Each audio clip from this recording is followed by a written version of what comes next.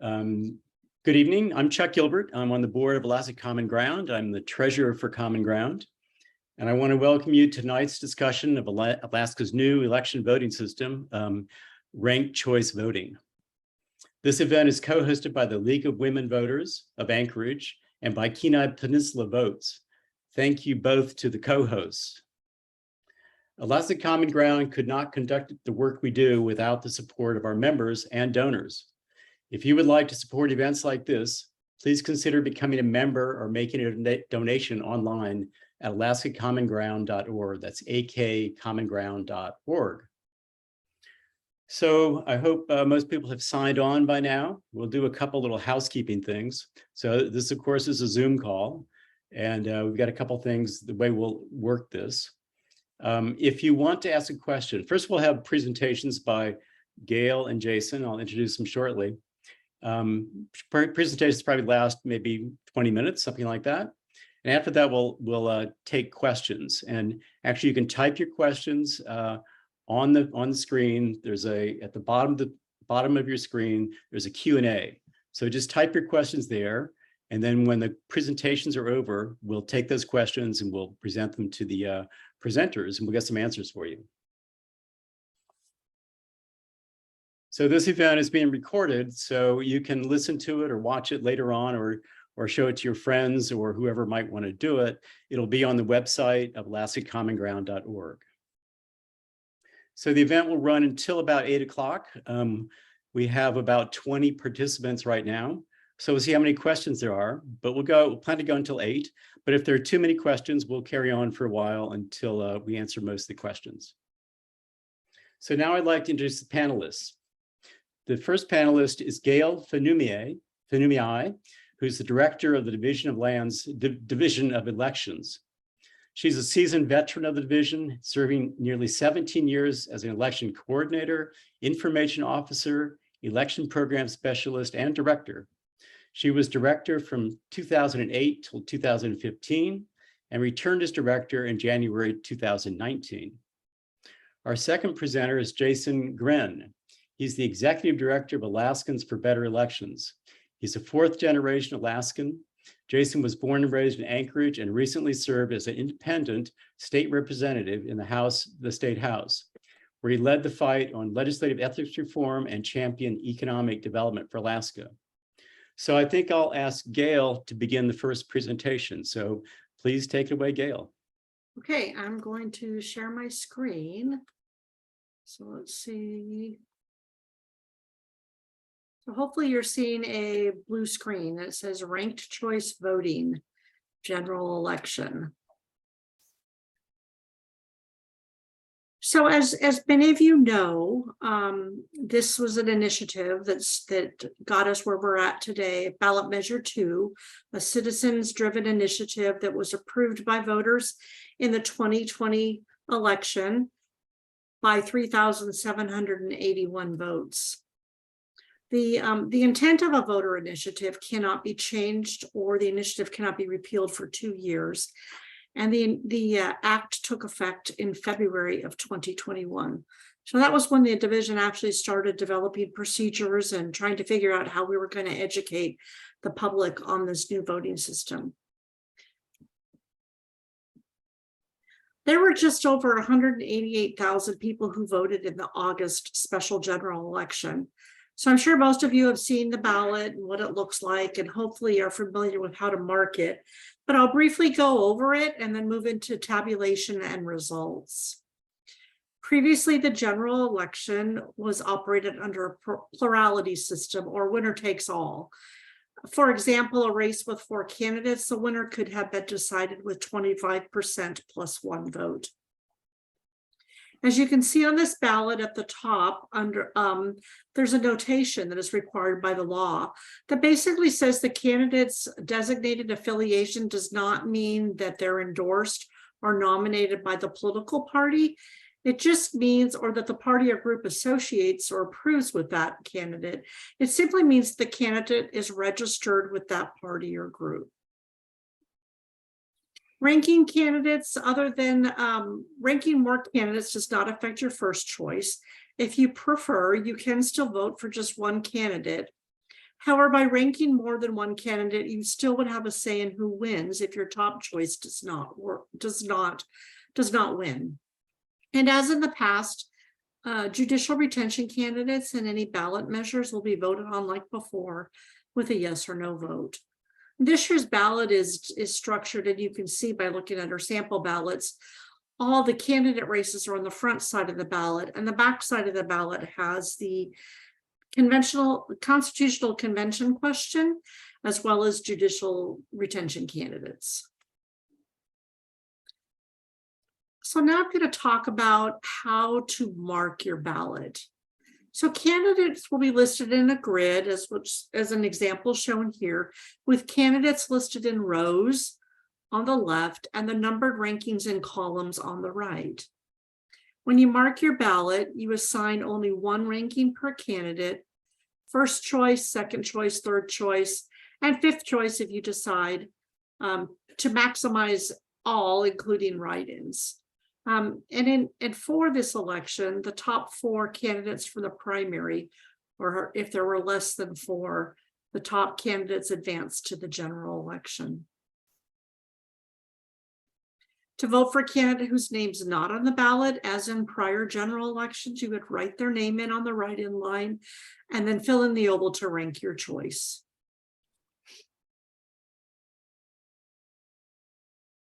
So as I stated, you don't have to rank all candidates, but it does not hurt your first choice if you do. Your second choice is only counted if your first choice is eliminated.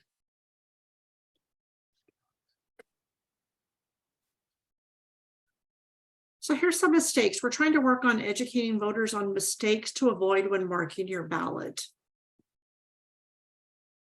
In this example, the voter voted for a first choice, skipped second, and then ranked a third and fourth choice. Here, if you did this, your second choice is skipped over, and essentially your third choice becomes your second choice, and your fourth choice would become your third choice. The law does not allow for a ballot to continue if there are 2 sequentially skipped rankings. So if you skip 2 or more rankings, only the rankings before the skipped rankings are going to count. So here in this example, only the first choice on this ballot would count, and the fourth choice would not. And as I stated, that was specified in the law. If you give candidates more than one candidate the same ranking, nothing after those rankings will count. And we call this an overvote, because you can't determine voter intent if a voter gives 2 candidates the same ranking.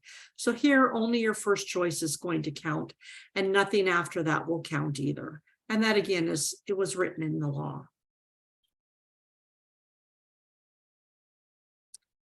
You can choose to vote in this manner by giving one candidate rankings all the way across, or more than one ranking. However, your vote's only going to count once, even if you rank them more than once. So when a candidate gets eliminated in a round, they're eliminated from all future rounds. So in this example, a first choice vote would count for Tiffany only one time.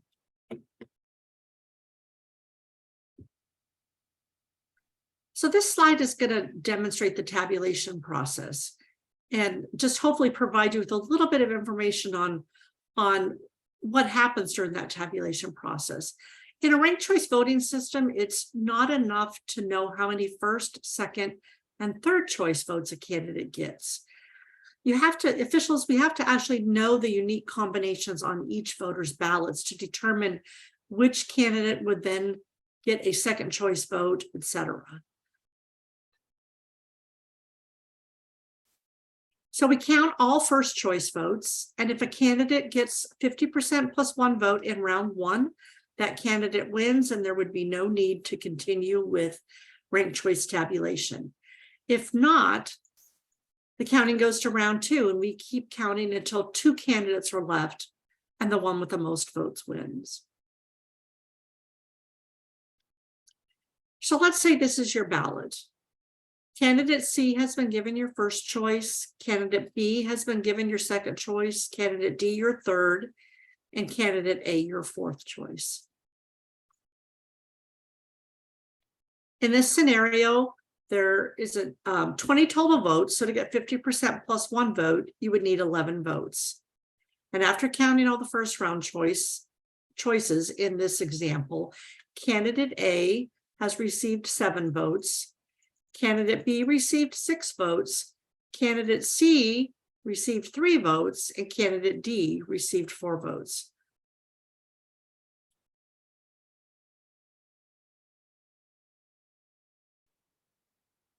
So candidate C is the candidate with the least number of votes, and that is going to be the candidate that gets eliminated in this round. And in this example, the next valid choice on the ballots would be, we distributed them. One went to candidate A, one went to candidate B, and one went to candidate D. So now A has 8 votes, B has 7 votes, D has 5 votes, and there are still more than 2 candidates. So we are going to continue until the next round. And in the next round, we are eliminating candidate D because candidate D had the least number of votes. And then the remaining valid votes on the ballots for those voters who had marked candidate D, 1 went to candidate A and 4 went to candidate 6.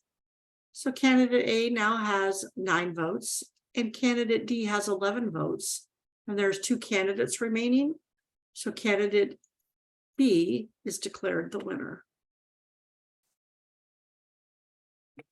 And here's a short video to help you better visualize it. Once all the votes are in, tabulation begins. And here's how that works. The votes will be counted, starting with first choices. If a candidate gets 50% plus 1 vote, they win. If not, round 2 begins, with the lowest vote getter eliminated.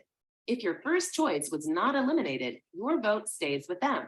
If your first choice was eliminated, your second choice is now counted.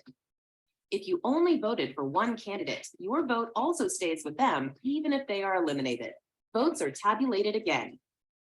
This keeps happening in rounds until 2 candidates are left, and the one with the most votes wins. Learn more about ranked choice voting at elections.alaska.gov. So now we're going to move on to what to expect and how we will tabulate election results. This is going to follow the same manner that we did for the special general election. On election night, we're going to count all first choice votes from precincts, some absentee ballots, and some early votes. Then we will continue this process through our 10-day count and our 15-day count. Excuse me, this says our 7-day count and our 10-day count. We'll continue counting all eligible absentee, question, and early ballots. And then again, continuing to publish unofficial results showing first choice votes. No ranked choice tabulation is going to be done until all valid ballots have been received and the first choice votes have been counted. Alaska is very unique and has over 100 precincts that are hand counted. And in order to include those precincts in the ranked choice tabulation process, we actually have to physically receive those ballots back and scan them to capture that ballot image that is required to be able to use in the tabulation. Day 15 is November 23rd, and that is the last day to receive ballots that were postmarked from overseas. And we will count those, and then we will look at the races to determine if anybody received 50% plus 1. And if not, then we will start the tabulation, and we plan to broadcast that live again in a much better format than what we did for the special general election. And as before, if a candidate has a lead and the number of outstanding uncounted ballots is not enough to overtake a lead, Interested parties and individuals tend to call the election, but the division does not do that and has no process for that, no practice for that. And we don't consider any of the results official or final until all ballots have been counted and the state review board certifies the election. So just understanding the results and showing some of our sample reports that we had for the special general election. On election night, you're going to see your summary report, which again is going to contain just first choice votes only. We are also going to release a precinct by precinct results called Statement of Votes Cast. Again, this will just only have first choice. And we will continue to reproduce these reports through day 15. So we plan to do a live stream of the tabulation on the 15th day, as I mentioned before, and results will be available in these RCV detailed reports for any rounds and any races that need tabulation. The first page shows the options that are set according to state law and the procedures the division needs to follow. And tabulation happens very fast. It literally takes a couple of clicks and then it's done. So this was the first round in the special general election in which write-ins were already eliminated and redistributed because state law and regulations say that if write-ins are not in first place or within a very short, small difference from first and second, that they get eliminated at the beginning in round one and are redistributed. So as in the special general election, Nick Begich was eliminated because he was the candidate with the least number of votes. And then it shows how those votes were transferred and where they went to. And these kind of results are available for each round throughout the process. This one is helpful to show how write-ins moved around since our report didn't do that. It's a visual that another entity prepared showing write-ins were eliminated first and that 34% of them went to Mary Peltola, 44% went to Nick Begich. Went to Nick Begich, and 22% went to Sarah Palin, and 5% were exhausted because they didn't have a second ranking. And then when Nick Begich was eliminated, it then shows how those results were transferred. So that's ranked choice voting in a nutshell from the division's perspective. And I will now turn it over to Jason to talk about it from the Alaskans for Better Elections perspective. Hey, hi, everyone. Good evening. Really appreciate your participation here tonight as we inch closer to the election here in a few weeks.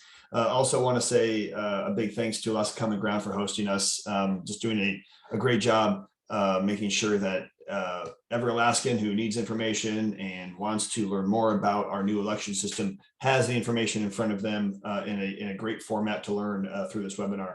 Also want to say thank you to the Division of Elections and Gail and her team, really since almost 2 years ago now, as the world has changed in our election system here in Alaska. They've just really done a fantastic job of understanding what this means for them, what it means for voters, what it means for just implementation standpoint, and really just taking a great opportunity to share as much as they can in different ways and providing resources and getting in front of Alaskans. So just want to say thanks again to everyone who's been really upfront leading the charge on making sure every Alaskan is inspired and confident on how to vote with this new system, especially as we inch forward to the election here in a few weeks.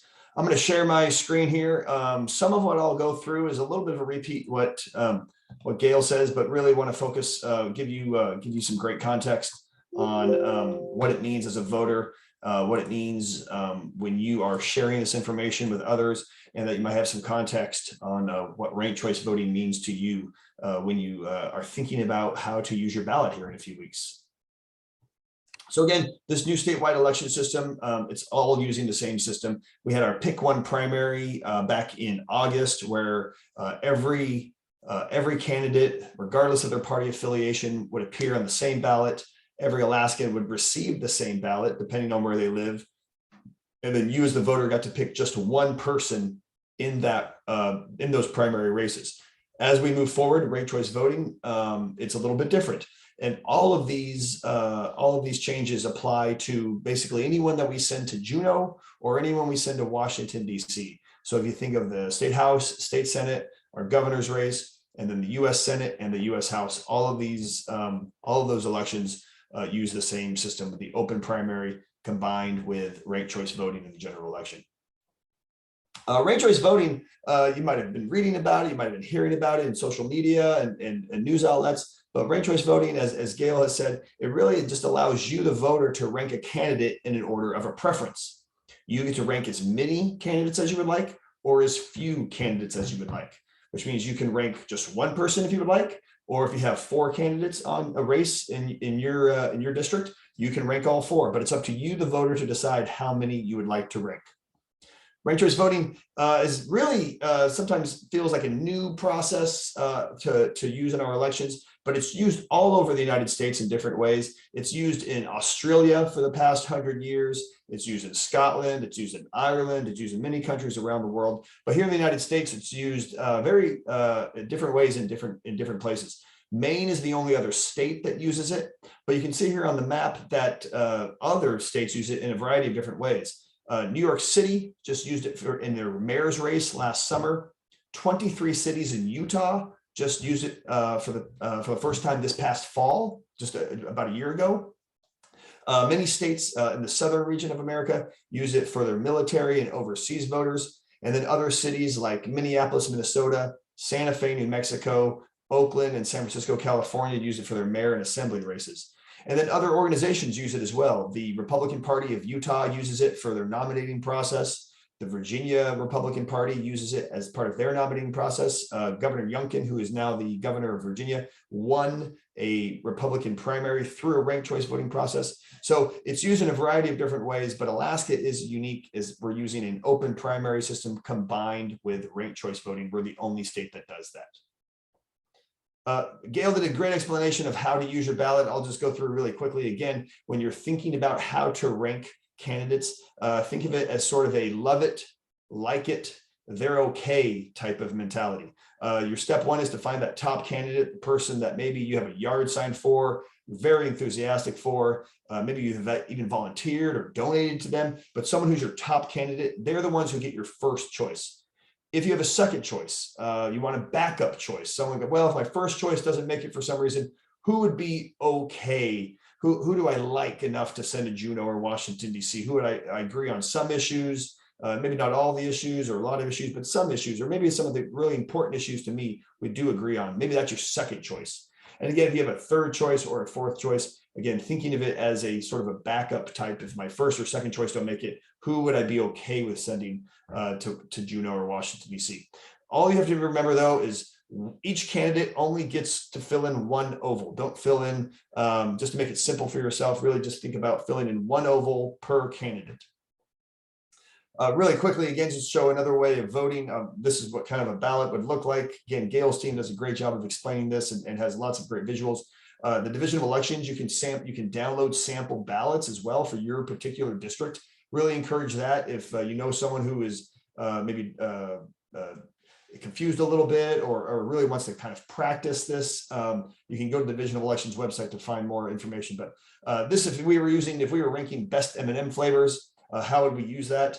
Well, again, you have 4 choices, and you even see here that we have a write-in person, write-in candidates. Obviously, Alaska has a history of that, so we want to make sure that that's available in the general election. But how I would fill it out, pretzel first. I love the salty, I love the crunchy. They're my first. Dark chocolate would be my write-in, my second choice. Really kind of a candidate who maybe didn't make it to the general, but I want to show my support for them. And then a third and fourth choice as well. But you can see here on my ballot, I didn't fill in all the choices. Milk chocolate is just too plain for me when it comes to M&M, so I didn't fill them in at all. Someone who I don't want to show my support for in any way, and so I'm not filling in a ranking for milk chocolate. And again, as for you, the voter, that's your decision. You get to fill in a ballot as for one candidate, 2, 3, or 4. That's your choice, and your ballot will still count as long as you do it correctly.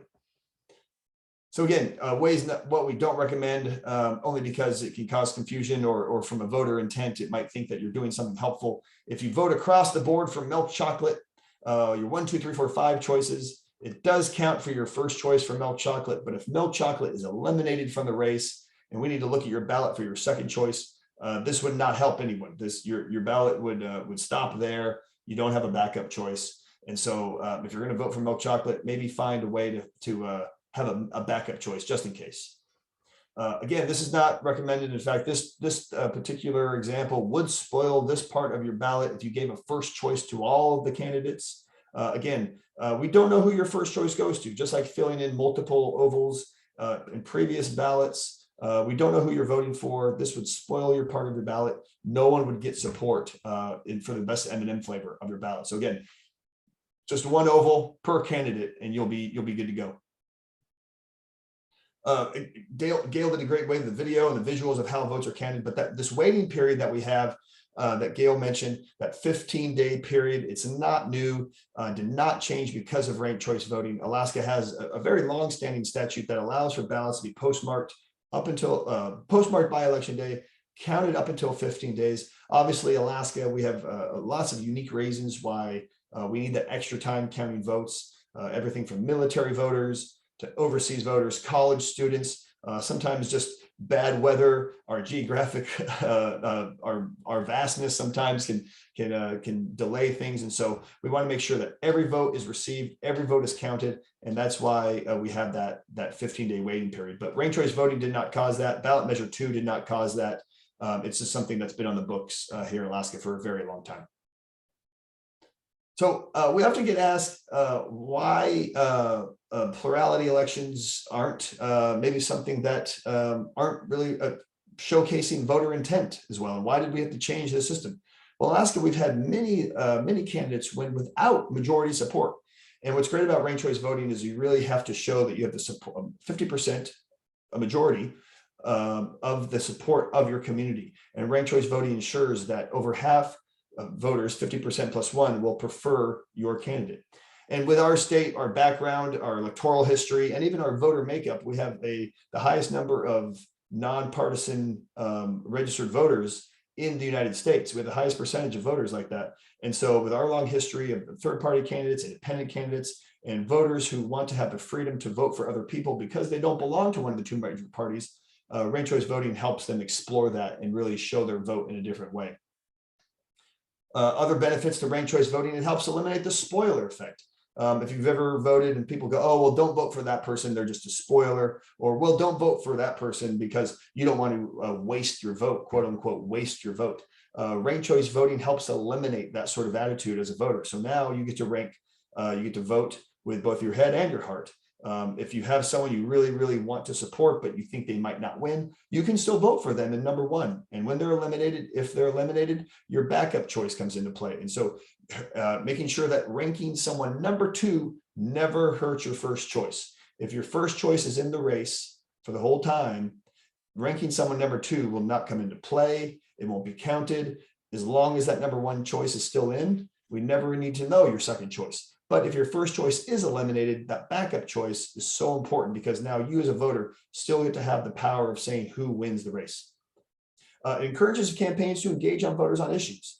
If you're paying attention to the news or what comes in your mailbox or social media, candidates who are talking about the issues and engaging with more voters, they're the ones who are kind of getting seen in a different way nowadays because voters want to know about how candidates stand on issues. They can no longer hide.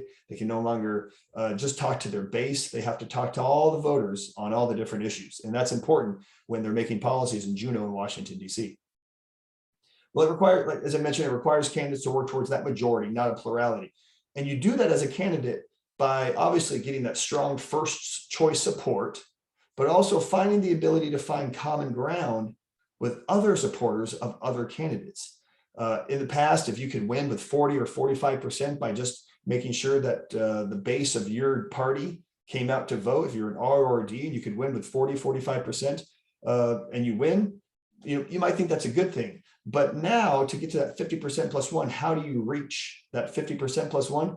Well, you have to start talking and engaging with more voters, maybe voters that you've never talked to in the past, maybe voters of a different party, God forbid, that you have to start talking to all Alaskans and asking for their support in that second place choice. And that, as Gail showed, that's what happened really in that US House race. Was Representative Peltola, who won, was able to get enough second place votes from other candidates to really get across that 50% plus one threshold.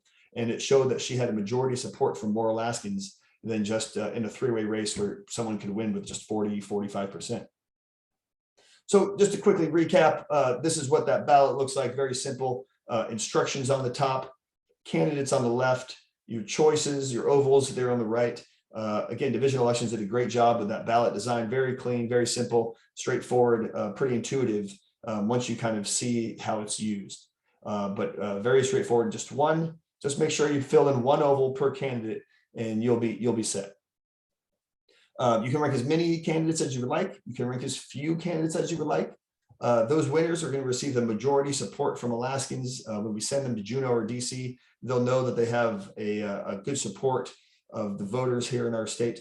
And then all that counting, as Gail mentioned and showed, will be transparent. All the data will be released. You'll be able to see how someone won after round 1 or 2 or 3, and who voted for who and when, and all of that. That counting will be transparent. And we'll make sure that voters know, to making sure that each person won, and they can be confident in the security and the integrity in our election system. Well, now that you have more information that you probably need to know about when it comes to this new election system, making sure how you can help. Well, talking to your neighbor, your friends about this new election system. Do you know someone who might still have some questions or isn't very sure on how to do this? Engage with those people, talk to people at your grocery store or at your PTA or however you engage with people, making sure that they know this new election system is coming here in just a few weeks. What resources might help them? What resources might help you? As I mentioned, the Division of Elections has lots of sample ballots and FAQs and videos to watch. Our website, Alaskans for Better Elections, has resources that you can download, you can print off, you could share with your workplace or email people, different rat cards and videos and things like that. And then when you're sharing the information, making sure that you're sharing nonpartisan, correct information.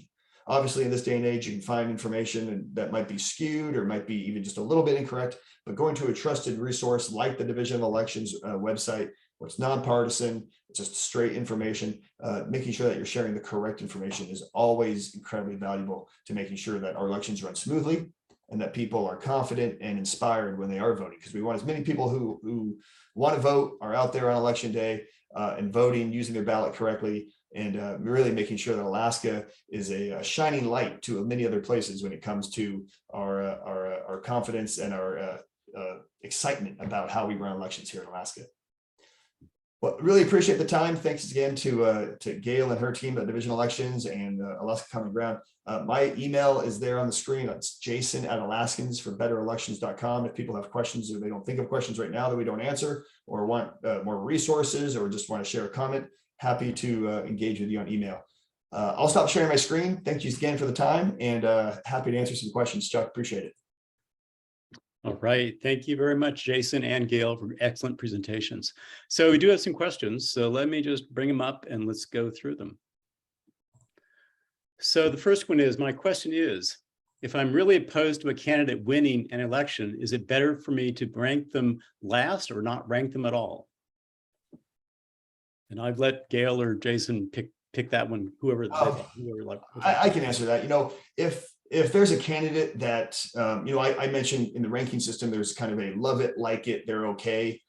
If they don't fit that mold and you someone who you're just opposed to and you don't want to support them, we recommend not ranking them. But at the same time, making sure that you are ranking others, making sure you do have a backup choice, making sure that those other candidates on the ballot are receiving some sort of support. But at the end of the day, if there's someone that you, again, as the voter, you choose and you don't want to support, you have to go to sleep at night with that on your conscience. If you don't want to show any support to a particular candidate, just don't rank them at all. Great. Thank you, Jason. So here's another question. If Buzz Kelly isn't running anymore, what's the best way to mark that ballot for senator? Well, Buzz Kelly is still an official candidate for U.S. Senate. He did not withdraw from the race. I know he did put some information out there that he was suspending his campaign, but in the eyes of the law and the division of election, he still is a valid candidate. So it's up to a voter's choice. It's a voter's choice to determine how they want to mark their ballot. If they feel that a vote for Mr. Kelly would not be a valid vote, then perhaps they shouldn't fill in the oval for him. But again, totally a voter's choice. Great. Thanks, Gail. So here's the next one. In the election for the interim congressional race in August, I was surprised that there was an opportunity for a write-in choice. Not much publicity about write-ins, I guess.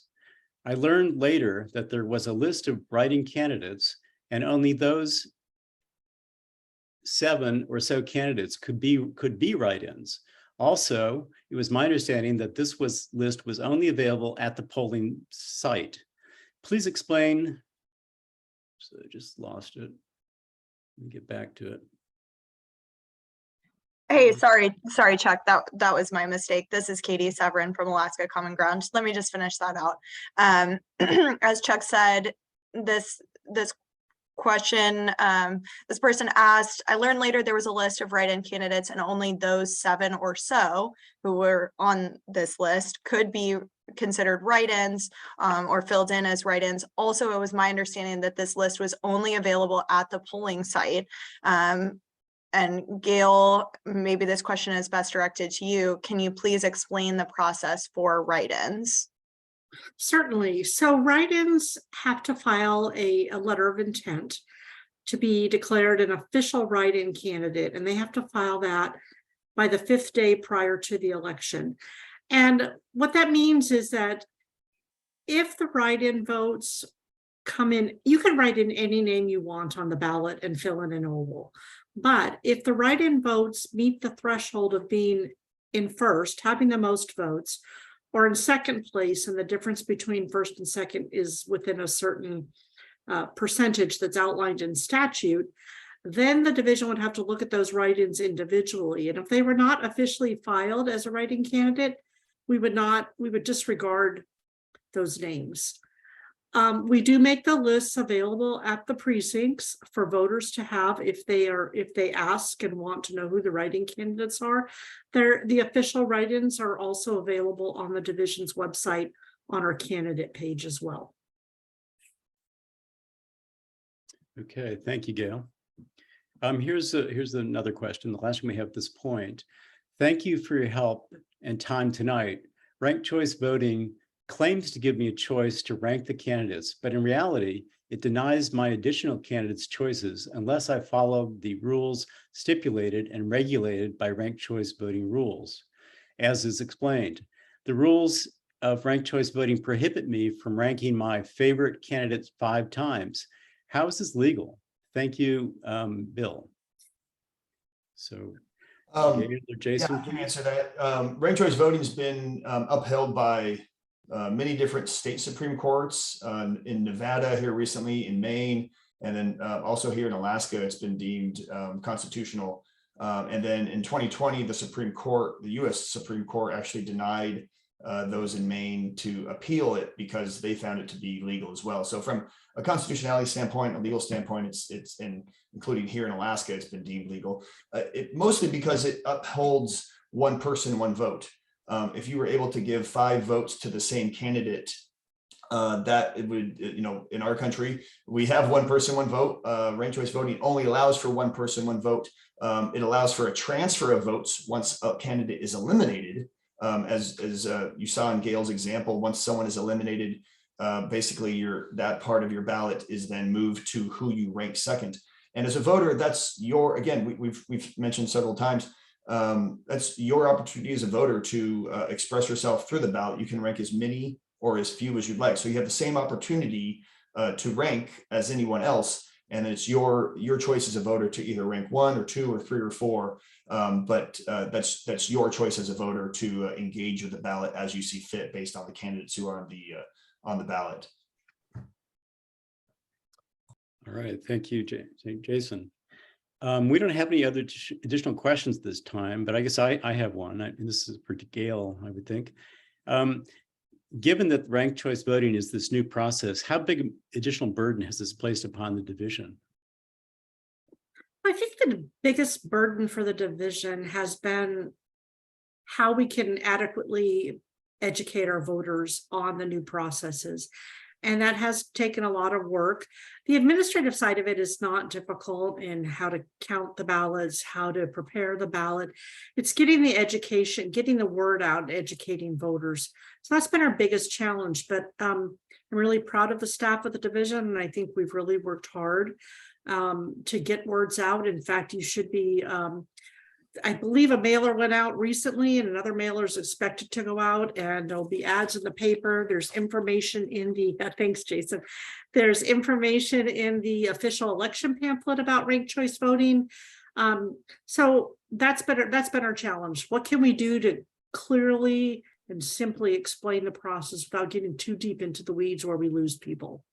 Great, thanks. And I know we appreciate it, Common Ground. You two have been on, this is our third session doing ranked choice voting, and you've come through all 3 times, so thank you very much. So are there any additional questions? At this point, we don't have any on the board.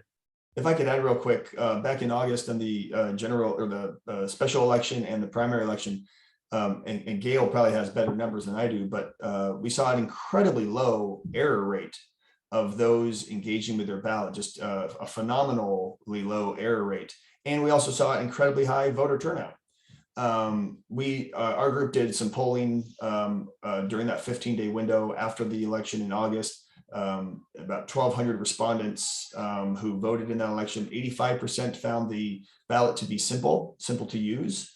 And 95% of Alaskans said in this poll said that they received information about ranked choice voting ahead of time. So again, Gail's team and others are just doing a great job of getting in front of Alaskans and really proving that the system is new and there's challenges and there's a lot of work to be done.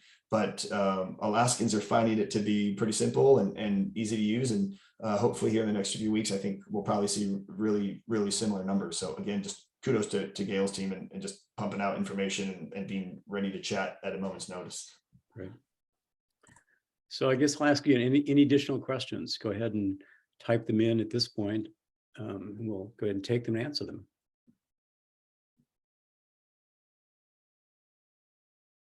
This isn't specifically RC related, but maybe it's a good opportunity to just talk about what's coming up as far as the election in general. No pun intended for the general election. No, Monday, the 24th is when early voting and absentee in-person voting starts. And we have a list available on our website of where you can vote early. So, we encourage voters to think of a plan. What is your plan for voting? Are you going to be able to make it to your polls on November 8th? Polling places will be open from 7 a.m. to 8 p.m. If you can't make it to your polls, how do you want to vote? Do you want to vote early? We have over 100 locations around the state that will be open for voting starting on Monday. If you want to vote by mail, you have to have your application received by October 29th. So those are just some important upcoming dates for folks to keep in mind. And then again, encouraging folks like Jason mentioned, going to our website, getting a sample ballot, know who your candidates are, study the issues. So when you go to the ballot, when you go to vote your ballot, you're informed and you know how to mark your ballot.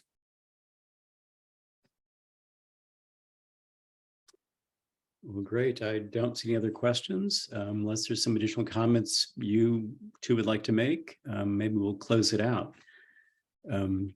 So anyway, thank you very much, Jason and Gail. I know it's a really busy time for especially Gail, and you've done excellent presentations. Your voter education has been pretty wonderful. So the only thing we're missing here is the sound of applause you'd otherwise be getting on a Zoom call, but I'm sure everybody appreciates the time you two have spent and the attention you've given to this and the education you've done. I'd also like to, yes. Before we close it out, I did just see one additional question pop into the Q&A, and so I thought I'd give our panelists an opportunity to cover that. Gail, we have a question about absentee voting.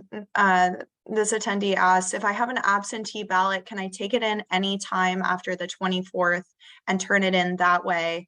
And then connected with that, I did see a comment from someone in the chat about just generally mailing in absentee ballots. And if you could talk a little bit about postage, that would be great. Sure, yes, any voted ballot can be returned to any voting location starting on Monday, the 24th.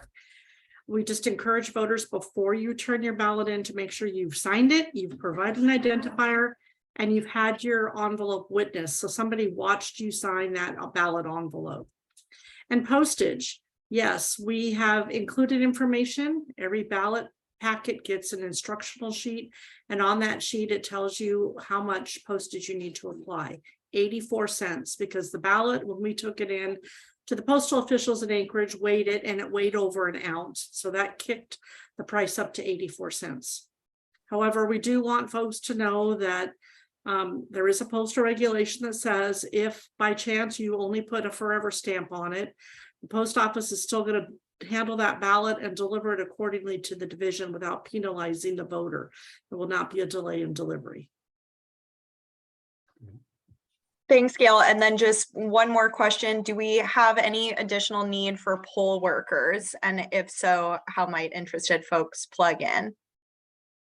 You know, we're feeling pretty good now about poll workers. So I think things are looking pretty good. The last I heard, we are still looking for poll workers in Fenumiai and St. George. So if anybody out there has contacts in those communities, we'd love to hear from you. But otherwise, all other 399 precincts have been reported as having full boards. Great. Okay, if there's anything else, speak now or forever hold your peace. Otherwise, we might just close this out. So I want to thank too for Katie for helping to moderate the questions and help run this, and Kari Gotti set this up and is helped run the whole show tonight. The Zoom session always does really well.